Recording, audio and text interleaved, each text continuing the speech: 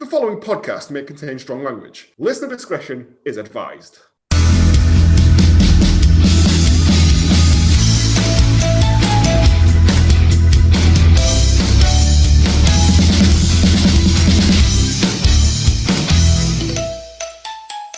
Good morning, good afternoon, good evening, and welcome to Hallmark of Greatness Reality Check, the show where we cavalry charge into the 6 o'clock slot. I'm Joe, and with me as always, he's got his own agenda. It's James. I fared too far to the right. And he's bulldozing those trees to build affordable housing. It's Planty. Goths are in the trees, Goths are in the trees. If you don't understand what any of that is about, go back and listen to our last episode, Time Commanders. How are we, lads? You're I'm right. tired. We've got a dog. Oh, yeah. Oh, Yeah, he's adorable. We're toilet training it, but outside the rain's coming down sideways. No one wants to be out there. not It's even the rough. dog. No. Oh dear. No, he's like, can I not just... Well, the other thing is, we've got a cat. He keeps running into the cat unawares, gets terrified, and just pisses himself. The cat loves it. The cat's now lurking like a Wile E. Coyote cartoon. Order of Yeah. disguises off an Acme catalogue. Have you got what they call the puppy pad things that you're supposed to put down to encourage them to wee near the door, and then you gradually move it out, apparently. Yeah, we've invested in a lot of stuff. He does it most of the time. Most of the time he's fine. It's just when he's excited by there being like a tiger in the room, then he just voids his bowels everywhere. I mean, it's I just would. involuntary. And I would as well. So I'm not allowed in Chester Zoo anymore. Just Chester Zoo. All the other ones are fair game. They give me free admission, the other ones. Come and see the amazing peeing boy. Yeah. They got a real fetish in Blackpool Zoo. They got a little fountain there, like the little Italian Little lad. boy. Yeah. They come charge 2 bits of gander. Anyway, if you want to keep up to date with all the Hallmark of Greatness gossip, you can follow us on Twitter at Hallmark Great, all one word. I'll be on Instagram and Facebook at Hallmark of Greatness. This week and the next episode, we are going to be doing what I have dubbed the Broadsword Hour of Power. Broadsword. Broadsword was a production company who made weird interactive TV shows, such as, I don't want to give them away, but this episode is...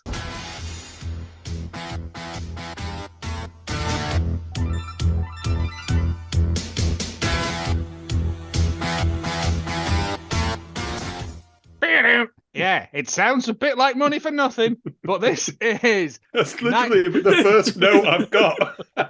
It looks like Money for Nothing, Yes. that's for sure. This is 1993's Cyberzone. Now, I distinctly remember watching this and thinking, this is the future. This is brilliant. Absolutely. I haven't listened to the last episode again. Did I conflate what we were talking about last week with Cyberzone? Did I have it in my head? Right, okay. Yes. So this is my fault. I think in the production meeting, i.e. the 2 minutes we do before we record, we got a bit confused before it. But yes, Cyberzone ran for 10 episodes in 1993. And then was brought back for a run, apparently. But by Joe What, Swash. a literal run, because that's what powers it? Yes. It ran for 10 episodes. It was hailed as it used new futuristic interactive sort of virtual reality, but they're not in like a lawnmower man sex machine. They're just running on a shit treadmill. Like running on a shit treadmill, spinning a mounted discus round and round. Yeah, and then pressing either a red or a green button. Yeah, Those which are is the only Put that two things fucking you buzzer down can- now. Oh, wow, yes. Which reminded me of the blankety blank board game I used to have as a kid with the Oh. green triangles and red squares. Oh, yeah. Yeah, you see. Jesus, I don't we were think- two very different children, us, Joe. I had the Pac-Man board game and you had that. There you go. Oh, we got every child in the family got a board game at Christmas, and after like the first 2 years, all the good games were taken. So my parents used to buy random ones, like Curse Whatever of the was Cobra cheap and down the market. whatever was cheap. Yeah, basically. 1993 ran for 10 episodes, hosted by at the height of his powers, Craig Charles. Oh, he's definitely on the downward slide, isn't he? He's definitely on. He's the definitely on a pooder. high. There's no doubt Yes. about that. And basically, the essence of it is that it's half Crystal Maze, half Challenge Annika, Oh yeah, I'll give you half that. Treasure Hunt. Like I don't understand. After watching it twice, I still don't understand what the point of it was. More games. More rooms. To complete a task, which will get you 1 whole point. Yeah. 1 point. And it's like, and if you catch the fucking boss hog, you'll get 3 points. I mean, come on, I'm gonna have no notes left by the end of this. Sorry. No, the official synopsis is the game show where contestants compete in sporting challenges in a virtual reality world. But what does the now very much on holiday synopsis, Matron? What's he sent on the postcard this week? Yeah, it's still on vacation, the random plot generator. It's in Hallmark land, where this week it's being jabbed by a spooky steam man with Talon Slipper, a cartographer driver, don't know what that is, who also performs as a rhinestone cowboy. Oh, that's a treat. Yeah. So it still needs plenty of iron brew, though, which is why this week was sponsored by Plums. Once you pop, you can't stop. Yes. I'll try and work plums into this. I hope I don't pop Plums. my plums. Plums are smart. No, Plums never mind. Plums. So, we're introduced to this in this quasi-futuristic. I think it was filmed in the entrance to a laser quest. It looks like Craig Charles is just surrounded by chain fencing wherever he goes. Does he bring it himself? it's to keep him in. Yeah, but surely the universe just bends around to where Robot Wars is filmed or something. It's all part. Well, he of the was same the universe. original host of that as well. Yeah, but there's people chanting zone. There's a lot of chanting in this. Yeah, A lot of chanting. Zone, not cyber zone, just zone. Which I don't know, it's just laziness. For some reason as well, there's 2 kids dressed like members of the Hollow Ship from Red Dwarf in the crowd.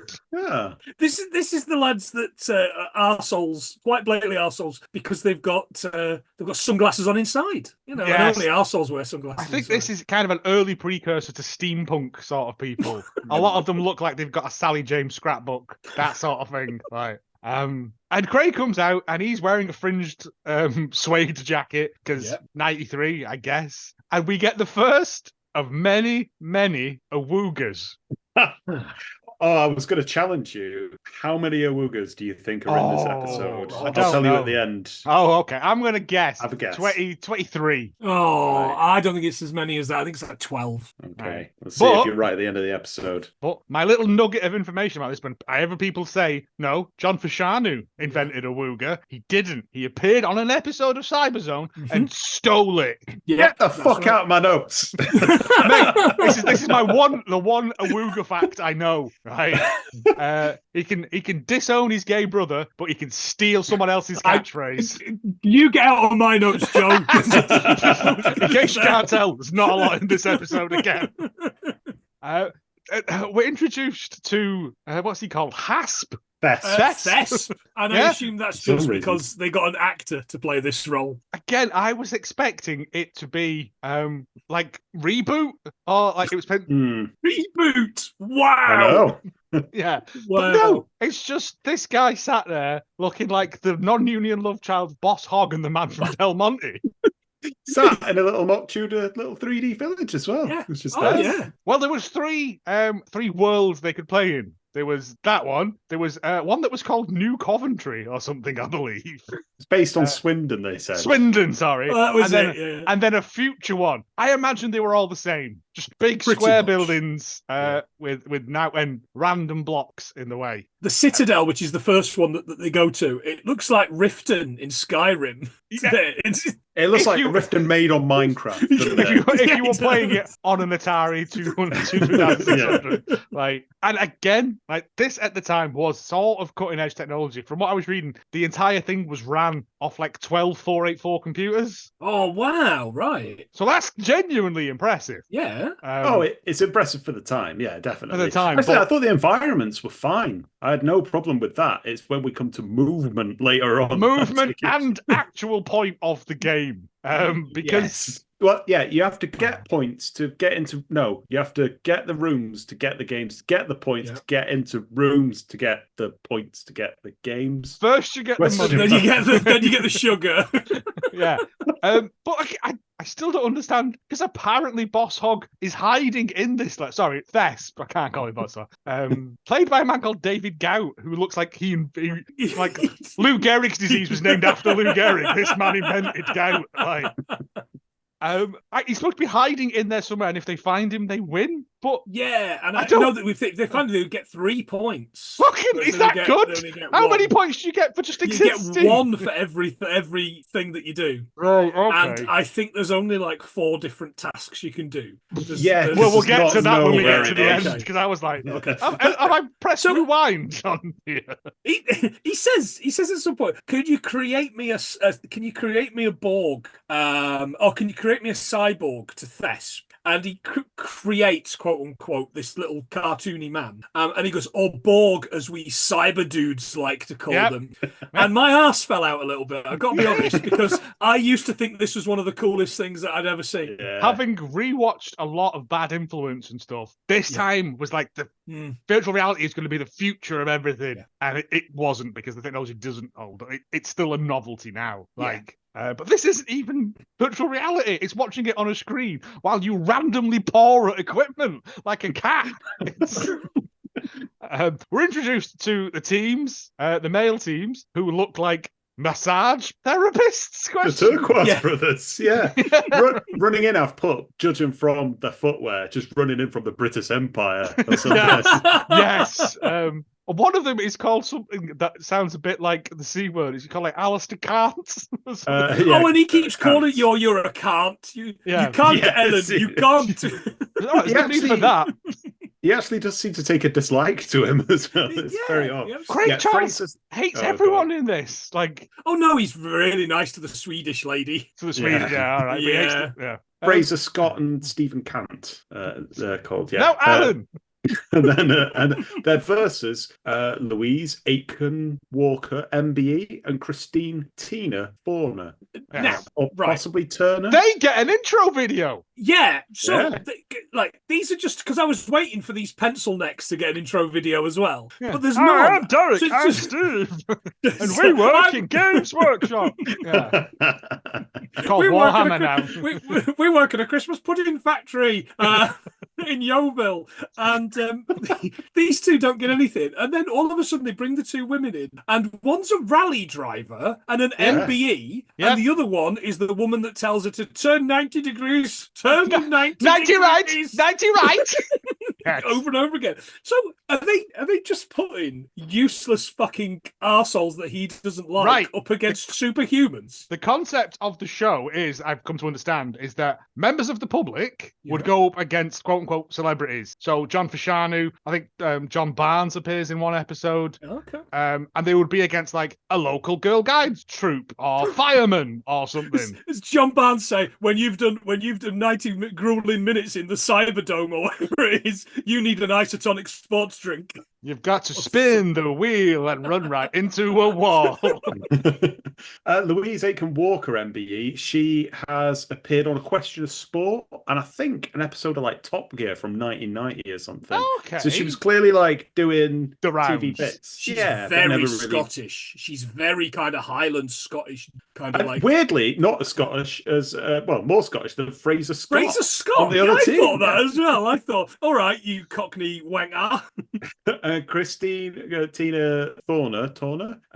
He says Tina Turner at one point. I'm like, you've lost the plot. Craig's on the gear, mate. He don't care. Yeah. He's clearly reading the auto cue badly as well at one point. She's done like 3 things. She's got like 3 IMDb credits, and the other 2 are like Swedish, very long sentence things that I can wrap my head around. The girl who kicked the hornet's nest. The girl who turned 90 degrees. But only after she was shouted at. Anyway, what should we put them in? Turquoise and mustard is a colour. Future colours.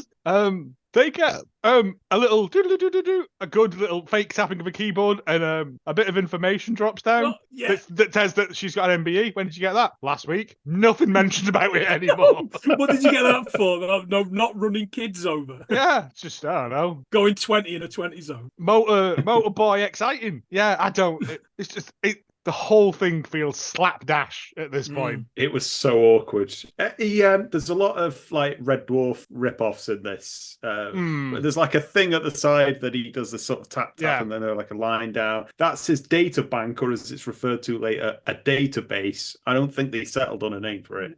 He's got about as much energy as my 10-week-old puppy. Let's put it that way. It's people that use Excel spreadsheets and databases. This is the problem. This is where it started, boys and girls. There's lots of when Thesp is talking, there's lots of computer stuff that makes no sense as well. These cyborgs in my data mainframe, and I'm like, what is happening here?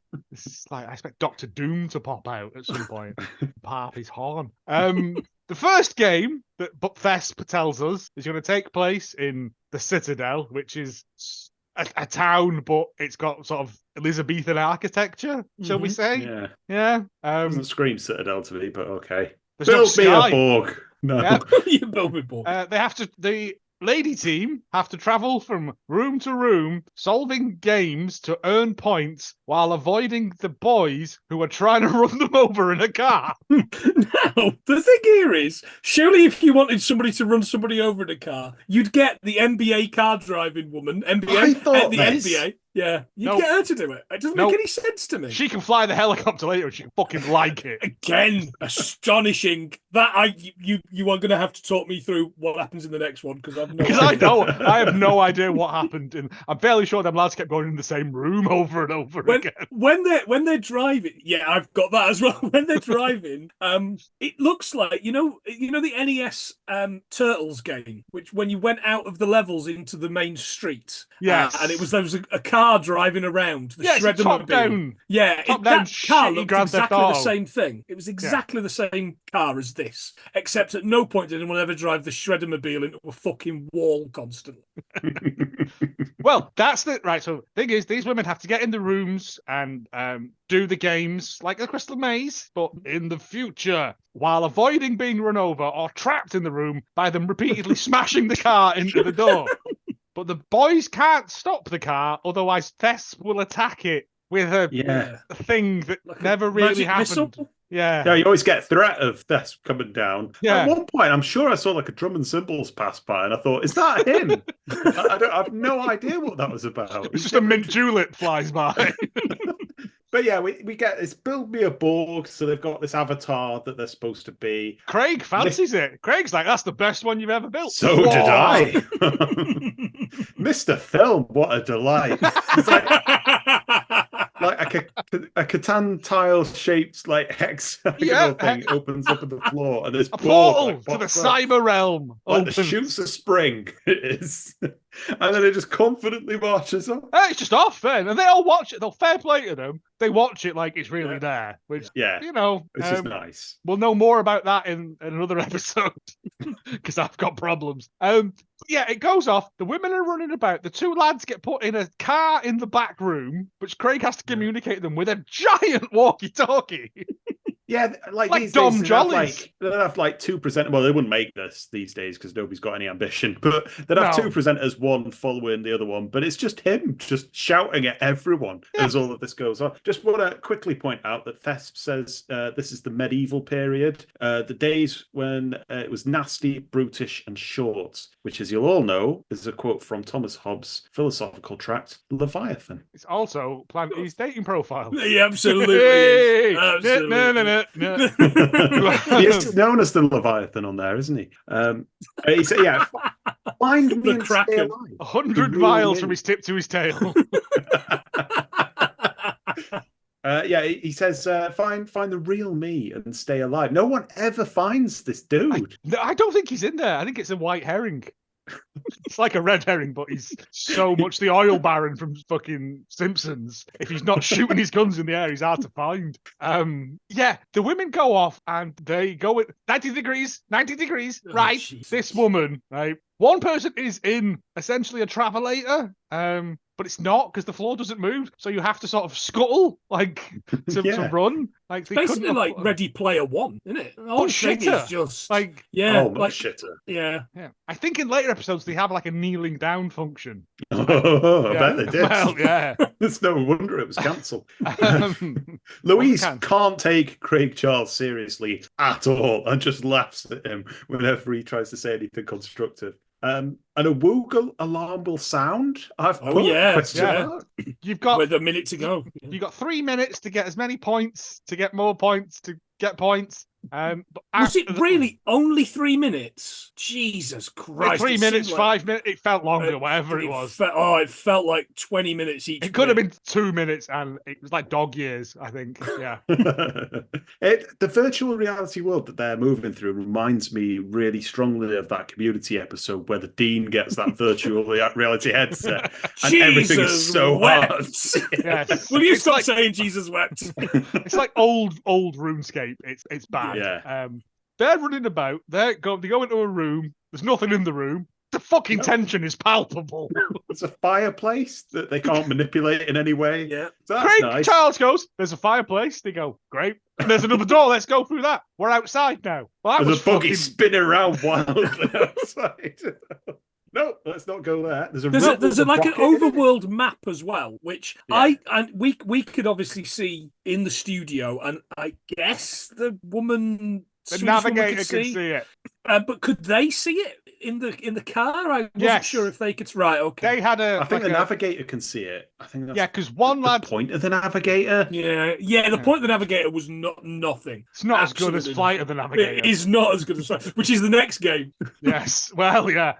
So they go into a room, and the puzzle is Shoot Walk the on some rocket. tiles walk on some fucking tiles. to make a shape. It's a floor There's a- puzzle. There was a room with a rocket in it, and they shoot the rocket and get a Oh point. shit! It was Yeah, like they do. yeah. Yeah. Bat of an eye that I happened. forgot And then, that yeah, bit there's because it happened Yeah. so quick. Yeah. Craig Charles is like, "A rocket!" And then they just pick up this huge industrial controller, Yeah. shoot it, and that's a point. And everyone goes mental, and they're like, "Point, point, point," because they just love chanting. There's a guy with like a stovepipe hat on and a monocle in the crowd. It's wild. But yeah, the other puzzle where they just have to stand on things, and that's really difficult. Like there's sweat streaming down. From Well, to the be fair, face. she struggles, doesn't she? Does that Yeah. rally driver? Because she can't follow instructions, which must be a problem being a rally driver. She didn't get the MBE for driving. She got a Christmas cracker. Yeah, she eventually does this one, gets another point. The car is meanwhile battering this door. Like, And she opens the door to go out to the next bit, And and it's just there. and just slips past it. Like, She the does. car hits her several times and nothing happens. She doesn't die. She doesn't get knocked any distance. No. It doesn't slow her down. It's just the collision does Yeah. nothing with it. So Yeah, it's she's not got a really Hitbox like a peanut, isn't she? Yeah, it And has. the most tortured bit of it is the next challenge is like some type of dodge and drive, which just involves following a simple path Yes. Yeah. to get to the exit. It's like And an that S, is isn't it? so hard for them to do. It's like, I don't know, it's like somebody's just suffered blunt force trauma to the head and has forgotten all motor skills, you know? Well, it's not. It's because the thing they're using, they're spinning it like an Yeah. Italian man making pizza. Like, I think if you were just more gentle with it, it probably would have been fine. But Craig where tries you to have- say that a lot, yeah. This is what I'm doing in my physio this week to get over my injured hand. Is this particular dodgem thing? I've got to go to the Cyberzone for my for my physio. Make me a Borg. 10:30 on Tuesday morning Craig Charles in the comes out, Cyberzone. still in the tattered fringe jacket. We're still doing this. It's cultural big, appropriation. That I'll big tell him. walkie-talkie. Yeah. They don't manage to do this, and they've won 2 points? Question mark. The points don't Yeah. mean anything in this at all. Because I still don't understand who won or why they won, because it doesn't matter. They've just got 2 points, but Craig Charles now gets to interrogate the turquoise team, who now get introduced, which Yep. is weird. But he lists everything in his bio, which is like charming, intelligent, adroit, a member of Mensa. Oh, yes. Anyone that says they're a member of Mensa is automatically a twat. Yeah. Oh, he's a member of Mensa. What about you? Oh, I've applied. Yeah. I filled out the application in crayon. Yeah, I just licked it and sent it in. Yeah, and then basically the same thing happens again, but in reverse. But instead of having a car to drive about in, they have to fly a helicopter to pick up blocks, to drop the blocks in front of the doors to stop them coming out of the doors. Oh, I see. Right. Okay. Right. That doesn't happen. We don't see a lot of that. You see like a few second clips of them just like whirling around in this helicopter wildly. I don't, because it's the same. They put them in the same back room in the same hollowed out bumper car that they've got. And I'm assuming with the same steering wheel. And I don't think you can fly a helicopter with a steering wheel. I don't know. I'm not in the RAF. You never will be with that attitude. I just don't understand how you And your flat feet. And my aversion to flying in general. Yeah. But yeah, so they have to run about. All their stuff seems to be upstairs, which I feel is unnecessarily cruel as well. Oh, all in 7 of the same building. Like every building had the same layout, because I was adamant that they'd taken a wrong turn and gone back into the building they were in. He literally says, no, that's the same building. And the navigator goes, no, it isn't. And they go in and it is the same fucking building. Yeah. Like, I don't care what. And he goes, it's upstairs again. It's the same stairs. You've just literally come out, turned around and gone back in again. And then they can't go up the stairs, and it's like a bad dream or something. He keeps picking up the control box thing, and they're slapping his hand, the navigator. Put that down. You're not going to need that for this. It's the duck pate game, and no one knows what it is. And they just stand there for about 3 minutes deciding what to do. The navigator goes, go and look out the window. Like, what? At the great scenic blocky view? You expecting a creeper to come at night? Maybe Thesp's there. Command. Thesp's there, like, you'll never get me in his buggy. Yeah, and Thesp has to appear and go, this is the duck pate game. Drop the weight on the duck for fuck's sake and let's move this on. Yeah, because they're just sat there going, we don't know what's happening. So that's what's making that quacking noise that happens throughout. Whether there's a fucking duck in the room or not, it just even after the maybe duck's they got dead. the button stuck. I don't know. Interesting thing, all the music was done live. It was all MIDI'd up to the actual computers, so all the noises that happened in real time. They weren't dubbed on later. Whether that's better or worse, I don't know. Maybe someone was just sat there with the quack button. Like, this is a fucking banger. I can't imagine how it could have been worse. I've got to be honest. That's how Saturday Night by Wakefield starts, isn't it? They awooga at the death of this duck, which I hope they got a stern telling off by the RSPB. Yes. Yeah, but the game was move the weight across by pressing an arrow, and then that's that game. That's not a game. That's Blankety Blank. The board game is better than that. No, look, squashing those ducks yet then. But they managed to do that. I've got, as my notes for this next bit, I've got the instructions. This is all that you hear is left, go through that door. No, go left. Just that, constantly. Yeah. But the thing is, the man in charge, the cyber runner, we'll call him, has a big fucking screen. He can see what's going on. The navigator's job is fairly redundant if you weren't a duck egg. Like, if you were paying attention, you'd be like, right, I'll go into that building. No, left. I'm not going left. The second game is a shooting gallery. He says, this is a mean puzzle. It's not a mean puzzle. It's just a shooting gallery. It's just, you just fucking shoot the thing. There's no puzzle involved here. Dropping a weight onto a duck is not a puzzle. It's a cruel and unusual form of punishment for naughty ducks. He grabs that controller because he loves this huge. It's like one of the things they lower the Terminator down in Terminator 2. And he's not aiming. He's just shooting this thing. Oh, constantly! Going, shoot the duck. And the guy, there's the duck there. Shoot him. That duck. The guy says, "Just keep shooting." Either this bit or the next bit. Just keep shooting. If you just keep shooting, you'll hit it. And he's not even aiming at it. He's aiming above it. Like, he's expecting the bullet to drop. It does not have that level of complexity. No. But there are red things and green things, and I'm assuming you have to press the green things to shoot the green things and red things to shoot the green things. He managed to get everything apart from this duck. And the navigator going, get the duck! The duck's back. It's a tin duck. It's just going round in a circle. It's not nipping off for a fag and coming back in a bit. Like, it's there. Mensa, guys. Mensa.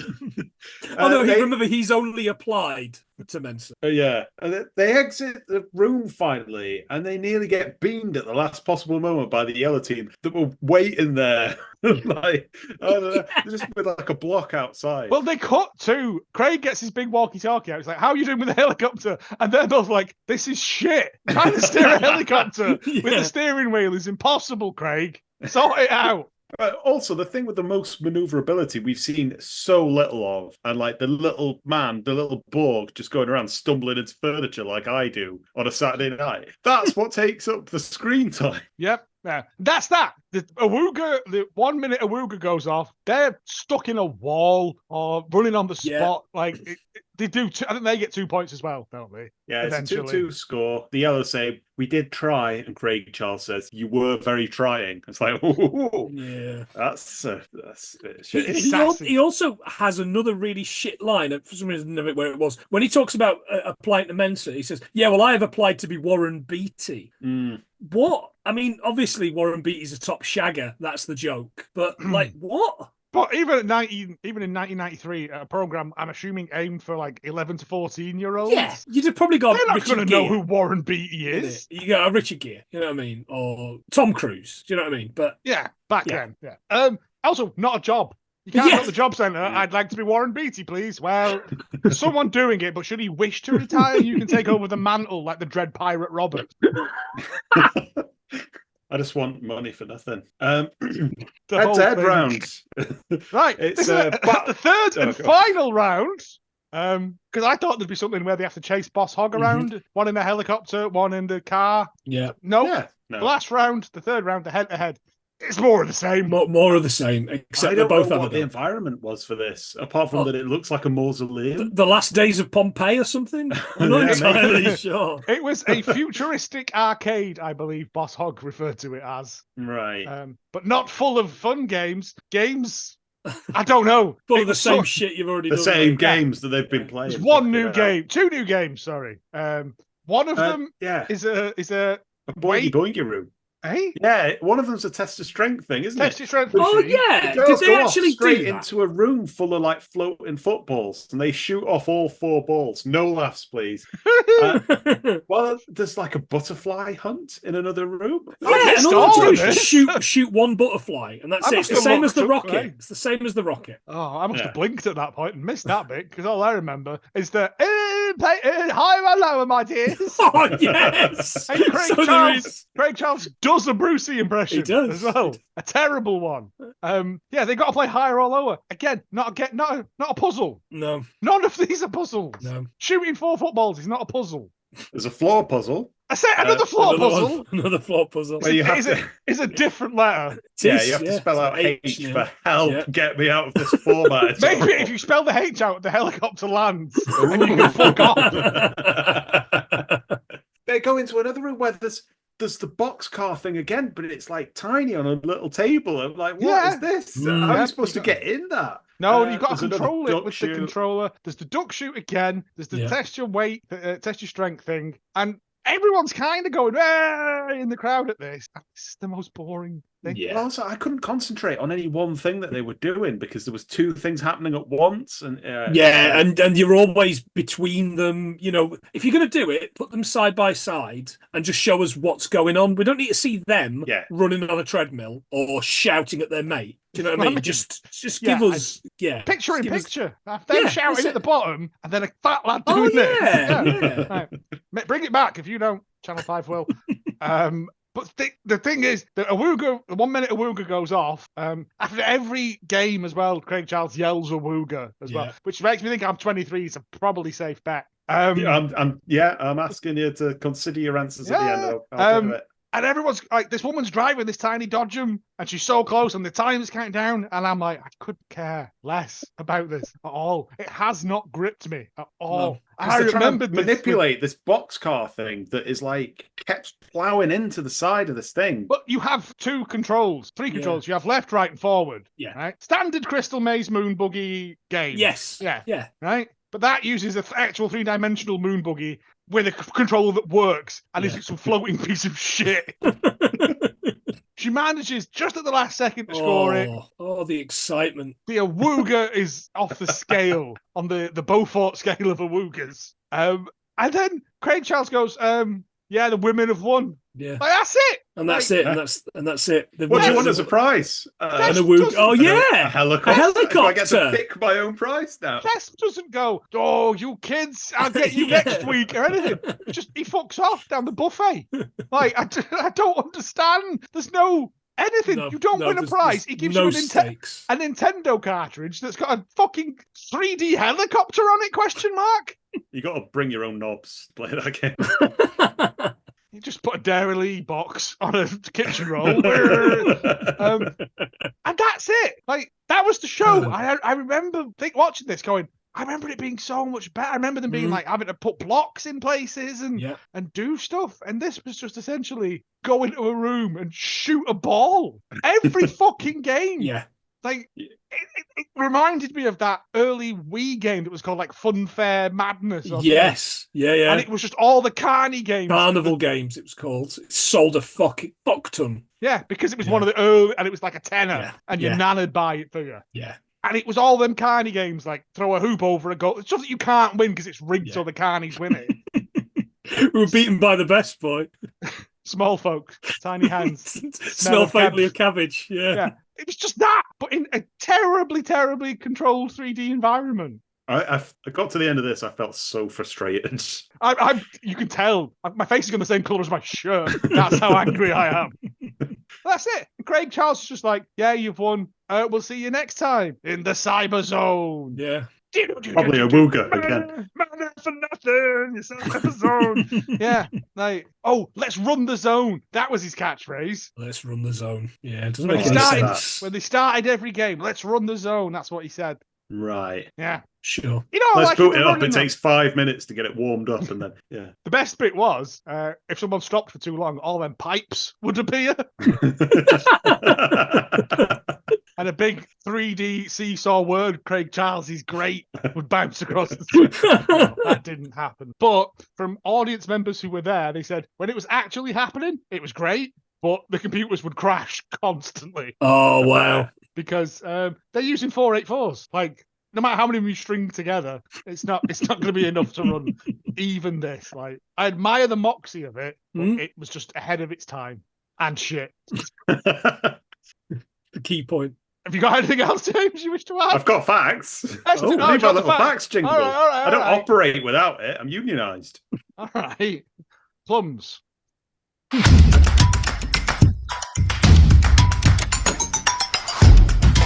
Yes, that was Cyberzone. I still don't know whether it's 2 words or one. But one word, Cyberzone. Wow. Thesp, as we've mentioned already, James Grout, veteran TV actor, most famous for a part in Morse, I believe, and Dickens adaptations like David Copperfield, and 128 others from the 1950s onwards.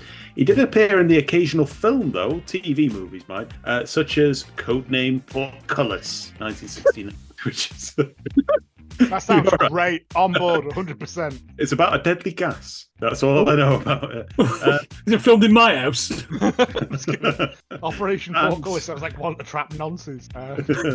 And To Sir with Love, 1974. That's Sidney Poitier film. Sidney Potter film. Yes, a black foreign exchange. Yeah. It's a brilliant film. It's a great movie. Lulu. Yeah, he was in that. Lulu, and the title, sing the theme tune, write the theme tune, sing the theme tune. Yeah. Oh, it's good that. No, it's good that. Yeah, it's a good British film. Yeah. And he, sadly passed away in 2012, which brings me on to Craig Charles. Now, what can I say about him that hasn't been said already? Well, this was new on me. He once appeared in a special Red Dwarf spin-off episode, Can't Smeg, Won't Smeg, in 1998. I've never come across this before in my life. It was a quiz show, wasn't it? I believe. It's described as a cute side episode of Can't Cook, Won't Cook, which features host Ainsley Harriott being brought aboard the Red Dwarf shuttle Starboard to determine which of the dwarfers, which is made up of Crichton, Lister, Rimmer, and Dwayne Dibley instead of the cat, who can make the better curry. That has everything this podcast needs. Yeah, I know. I mean, you had me at Ainsley. I got to be honest. I should have been all over that. Yeah, me too. Ainsley was the Gelf chief in the Emo Hawk episode. Yeah. Under all the makeup, it's him. Yeah. That's Ainsley. Yeah. Fuck. He was in a comedy troupe for a while, wasn't he? Him and another guy called like the Banana Brothers or something terrible like that. Oh yeah, that doesn't. I've surprise me. definitely heard about that. Yeah. Yeah, but right, well, we're love going to have to Ainsley. hunt that down then, because that's a definite episode for. Yeah. In a 2014 episode, Craig Charles said, "I did a show, Cyberzone, which would have been really good if the technology was up to it. It was a virtual reality game show where you walked on a treadmill and the character on the screen walked with you, having to go through all these rooms and so forth. It would look like a proper high-tech video game now. I've always been asked if we're going to bring back Robot Wars or do more Takeshi's Castle, but maybe we should do more Cyberzone instead, and this time do it properly." Which brings me to the Awooga. So, as we know, comes from a 1989 episode of Red Dwarf where Holly uses it in place of a siren noise. Yep. Where were we up to the amount of Many Awooga? Wurlitzes are missing from my database. Yes. 23 for I said Joe. 23. Are you I'm going to gonna stick with go- that? Stick or shaft? Whatever it was going. Share or shaft. I'm gonna stick with 23. I'm going to stick with 12, even though I'm pretty certain it is not. I'm fairly sure we're in between somewhere. I mean, I gave you the choice to You did. change it, and you were sure that it was wrong, but you stick it. Yeah. Well, Brexit, mate. Joe's closest to it. It was actually 30 times. What? I'm surprised it wasn't more. According to one blogger who's counted them all, he's put together Why? a minute-long montage of Oh. it being used for the Oh. episode. If that's on YouTube, it's going on the end Get of that this for the episode. end. Yeah. Which means you can calculate that around 3% of the show is just him saying Awooga. Of course it is. Sometimes maths can be fun. And in 2018, Craig Charles responded to a tweet from a fan saying, "I used Awooga as a catchphrase that had been spoken by Holly and Red Dwarf as a replacement sound for Claxton. We had Fashanu on as a guest and he nicked it for Gladiators. The man's a knobhead." No argument there, Craig. mate. None whatsoever. No. Yeah. John Fashanu. John Fashanu. That's John Fashanu. Oh God. Yeah. Is that it? Are we all done with with James Fax? Yeah, those are your facts. James Fax clumsily stumbles into a wall and gets an anvil meant for a duck dropped on him. That's it. There's nothing more to say about this. I get Charles's point about if the technology was up to it, it could have been quite good. But the lack of actual games in it. If you change everything about it, then yes. Even the premise of them running her over could have been better. Like you lose a point or something, but the fact that the car bounced off her. Like, Maybe if you flip it so everything is real, but Craig Charles is virtual. Try that. like those tiny little desktop strippers you used to get. Yeah. Anyway. Sure. Don't worry about it. That's that. There's a couple of episodes on YouTube. The episode we watched is season 1, episode 2, I believe. But it doesn't make any difference because from the clips I've seen of other episodes, it's the same old shit over and over and over again. The technology doesn't get better.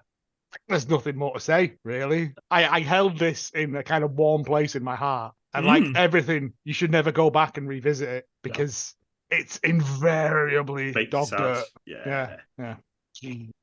Your favourite lines from the episode? Put the buzz box down. You don't need the buzz box. Leave it alone. Be quiet, cyber filth. Oh, that's the start. Yes, I forgot about that. Because I thought he said Cyber Phil. I'm like, who's Cyber Phil? It's one of those ones with the sunglasses on. If you could call me Cyber Phil. Your name's actually Kevin. And Awooga. Awooga indeed.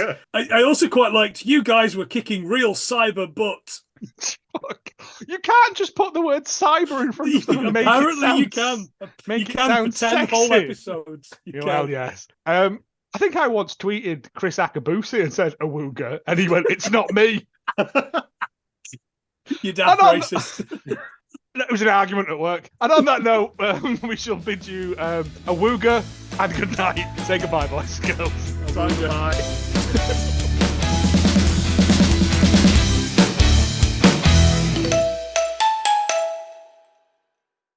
Even when I'm not looking up pornography.